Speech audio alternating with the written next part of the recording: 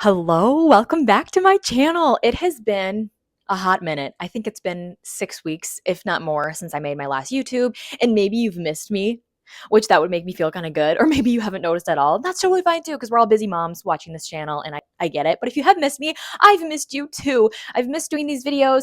May just hit me like a ton of bricks. Kids finishing school. I think we got every sickness in the book, and my husband was wrapping up seminary. So many things were going on, and I just had to put something off my plate. And that ended up being YouTube, unfortunately. But I'm back and I'm so excited. And I am really excited to bring you this interview. A few weeks ago, a month ago almost, we had an interview in our Beauty After Baby community with Molly Asplin. She is like the queen of healthy living. She has 3 kids, 2 girls and a little boy. She's in the thick of it. She's running her own business. Her husband's busy with work and all the things, you get it.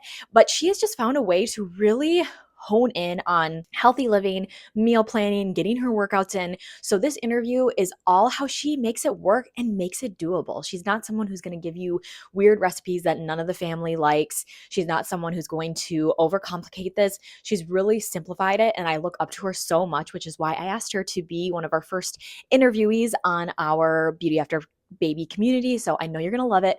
Let's get into the interview. It's so good. And record. Yay! Welcome to our second Beauty After Baby interview. Last month we had Lauren Clutter, and she shared all her findings of just learning and growing in motherhood after 4 kids and her biggest mindset shift after baby 2 and 3. And now today we get to hear from Molly Asplin. And Molly is a dear friend of mine. We have known each other, I don't know, since I moved to Long time, Katie. a Yeah. very long time. So, backstory, Molly and I grew up in the same small town in Minnesota, Bellevue. So it's like a town of 400 people. My dad was a pastor there for, I don't know, a very long time, 18 years. Yeah. I'm not sure, but I just Molly and I weren't really in the same grade or school or anything like that. So I knew of Molly because it's a small town, but we just weren't like really friends at that point in our lives. And then when I was pregnant with my second, she was pregnant with her first, and that's kind of where our friendship blossomed. And if those who know the backstory or the history, I ended up joining her Beachbody team, and so I was a part of her team the whole time I was in Beachbody, and that's when we really became close friends. And now through this whole transition, it's been really awesome having Molly in my corner. But with that, I want Molly to kind of share more about herself and her story. So if you could just tell us a little bit about yourself, Molly, and just the season that you're in, would love to hear that. Love it. I'm happy to be here with you ladies. So let's see. I am a few years older than Katie. I feel like I should say that. That's kind of why we like weren't in the same circle, but same life seasons nonetheless. So I live in the Minneapolis area and we have 3 kids. Kate is 6 and Claire is 4 and Will is 2 today. So that's kind of fun. And I'm married to my husband, Steve. And let's see, I have a finance background. And so like that was my like big girl job after college. And then eventually started doing Beachbody on the side of it and then pivoted away from that and then did Beachbody for 10 years. And the season that we're in now, it's kind of crazy. I feel like we're past like the baby stuff. We're done having kids. And so, but it seems like it was like a distant memory and it was only 2 years ago. You know how like motherhood is like that? It's like, I feel like we're kind of entering a new chapter of, now that Will is 2 and it's super busy. Our oldest is like just starting to get into some activities. So I don't know. We say like we're ready to start living life again. Steve and I say that a lot because we've just been in like nap trap for 6 years. I'm sure all you ladies relate to that. But yeah, that's kind of where we're at, Katie. I love it. So yes, you have a 6-year-old, and then how old is 4. Claire? 4, and 6, then 4, 2. Yep. yeah. And I remember when you told me you were pregnant with Will. That was that was a very that was so fun. It was like November of 3, 2022. 2022. I think Yeah, he so. was born in 2023. Correct. Yep. Yeah. And it was just like, so I was like, wait, what? And anyways, I'm that currently nap trapped. Yeah, Alexa, yeah. I know the feeling. No, I think we all can relate to that. Okay, so I want to hear more from you, Molly, on why healthy living is important to you, especially in this season. Yeah. Well, I just feel like when mom is feeling good, it ripples into the whole family so fast. And I feel like the opposite is also true. Like when I'm not feeling great or I'm like not in a good routine, I just feel like the whole family gets like they feel it. They feel that energy. It's like my girls have like little sassy personalities now and they like don't do as well if I'm just like not feeling good. And so I really think the energy of the mom just kind of like dictates the whole family. And I think everyone wins when mom gets better. So that's why it's so important to me. And when I feel like good confidence in myself and when I feel like I'm like winning the day, whatever that looks like, and it looks like different each day, but I feel like you start to get momentum and it builds like your self-esteem.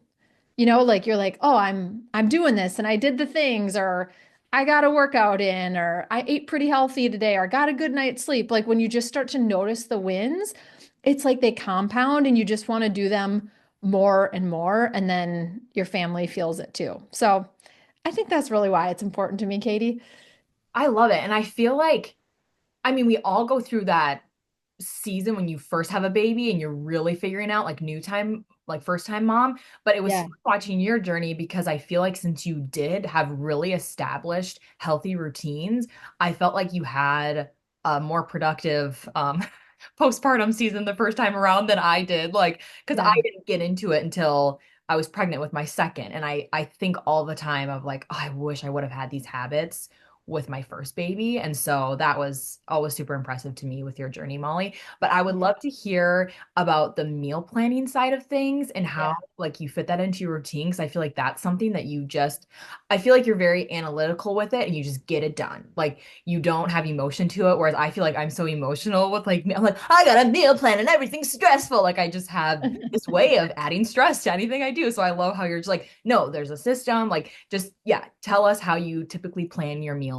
for the week because we all need help with that, I'm sure. I mean, this did take me a little bit of trial and error and like rhythm to get into. And I do feel like as a mom, the meals piece is just really overwhelming. So I just want to like share that because it's a lot of meals and food and it's important, right? We like want our kids to like grow big and strong and but it's really overwhelming and it's like those memes you see like nobody prepared me to like cook dinner every night for the rest of my life. But it's kind of true. Like I was not prepared for that aspect of motherhood at all, especially probably once I got like two kids of like eating age, you know?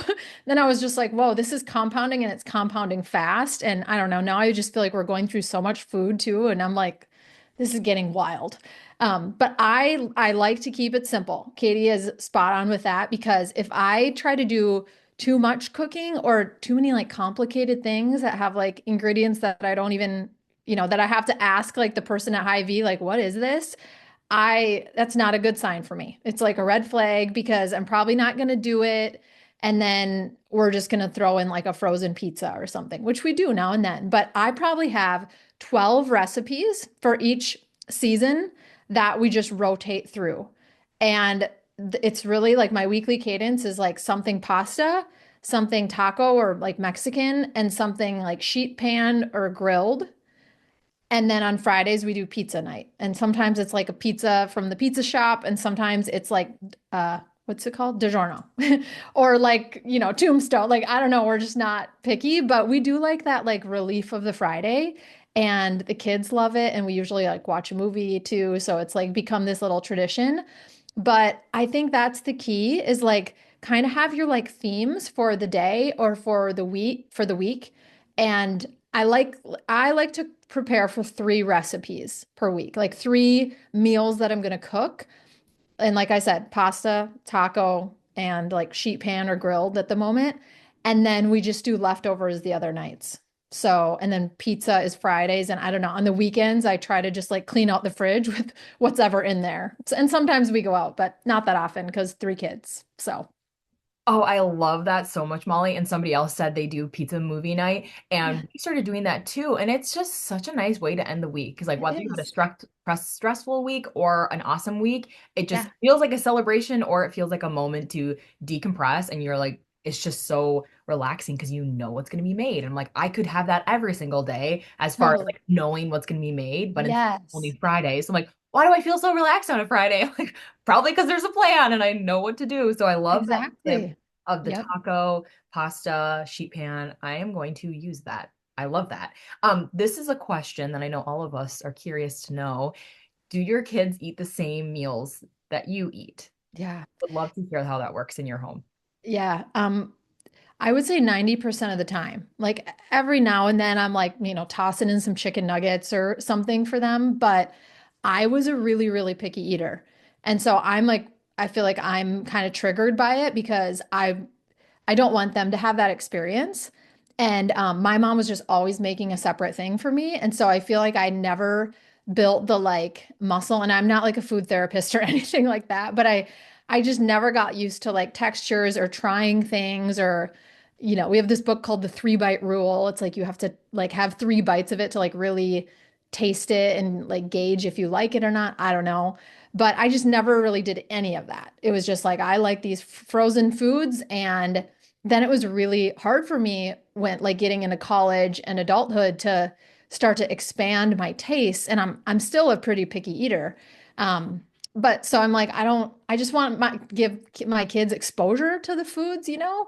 I'm not perfect at this at all, but I just think of my own experience and maybe you can think of your own experience too, but they will eat what we're eating, but a lot of times I will like separate it. Like we had this healthy taco casserole, it was called this last week and it had like, canned tomatoes and black beans and rice. And um, I was like, I know that my middle girl is going to be like, I don't like these tomatoes, or like, it's all mushy, the things kids say. So I just like separated her chicken and her rice, like after the casserole was made, and it wasn't perfect, but she ate it.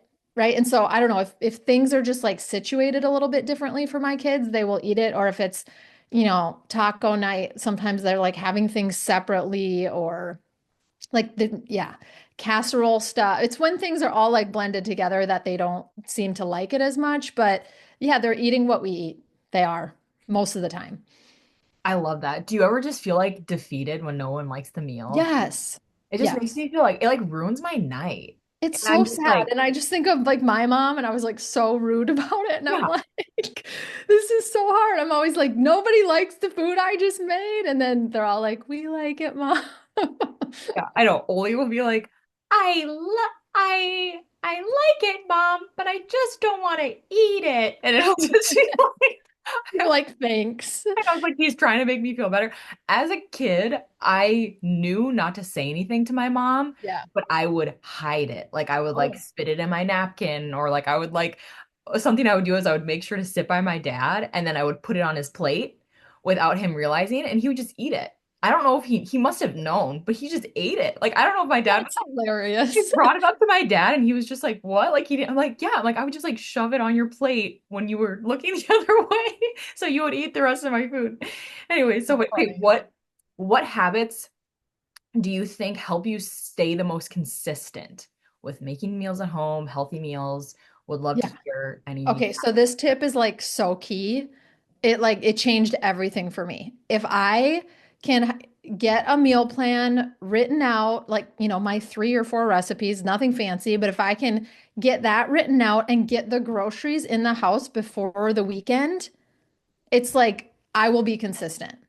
The problem was coming up for me on like, Sundays after church when we're like wanting to hang out with the family or watch football or whatever's. And then I'm like, I need to plan and get to the store and try to meal prep. And I have, 3 batches of laundry to fold too. And it's just like Sundays get so, I don't know, they get so crammed for us. And Saturdays do too.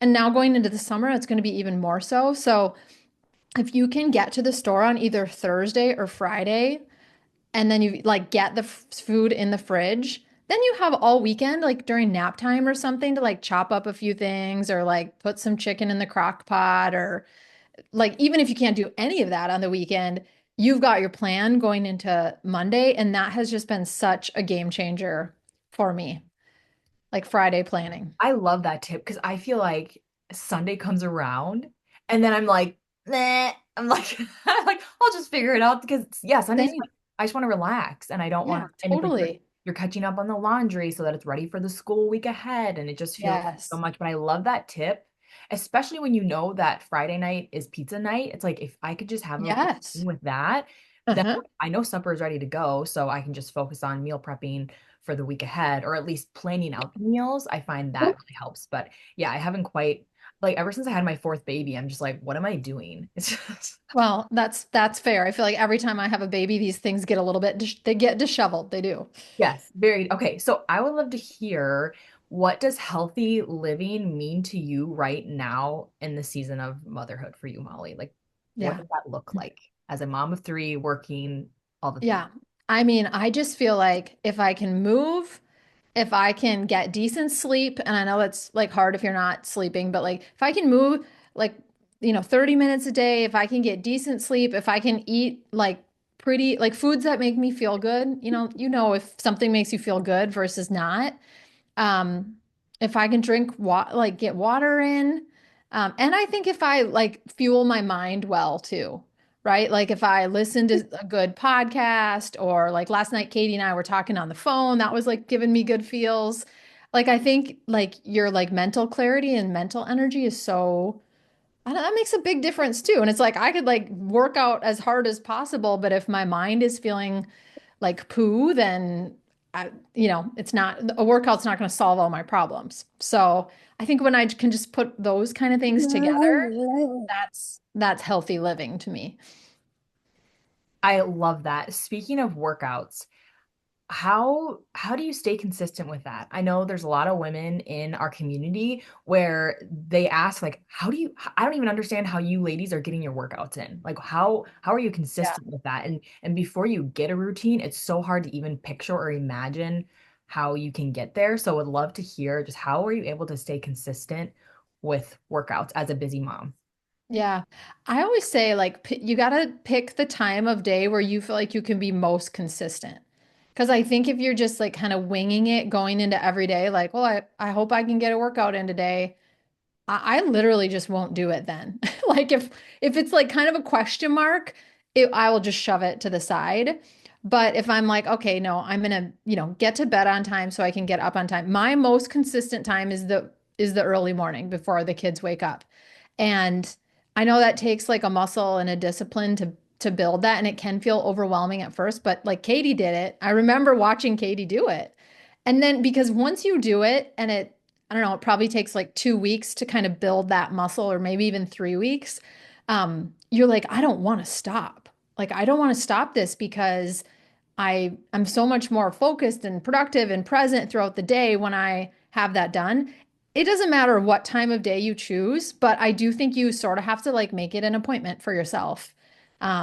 And just like stay as consistent with you as you can with it. And what I always tell myself is like the morning workout is like what I'm going for. That's what I have planned for each day, but it's mom life and curveballs happen all the time. And so if that doesn't happen, my plan B is always like, well, I'm going to get outside and walk. And maybe I'll have a kid with me or three kids with me, but like that's always my plan B, especially this time of year. That way it's like it's your second like option, right? I love that. I think having a plan B is key, but just yes, making that appointment with yourself, and then you get to a point where it's harder to not work out than it is to work out. Like it's so ingrained. Yes. You can yeah, there's so many things to do that just kind of set yourself up for success. Like for me, it was putting my workout clothes out the night before. So it was like Yeah. less decision, just little things like that. Okay, I love that tip. Do you have any like go-to healthy snacks or meals that your family also loves that you feel like you're always just throwing in the rotation because you love it Yeah. so much? Would love to hear. Yeah, so for meals, I was jotting some down. Sloppy Joes, we have those a lot. It's just like a recipe that my mom always made, and she still makes it. Like, I don't know, it's just so easy, and my kids will all eat it.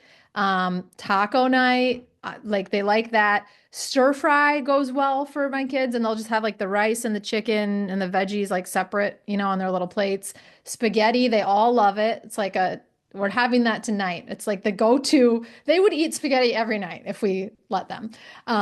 Snacks, clementines. I buy like a big bag of those every week, and they're always eating them. They eat like three at a time. String cheese, that's a big favorite. Veggie straws. I know those like aren't the healthiest, but like we go through a lot of veggie straws over here.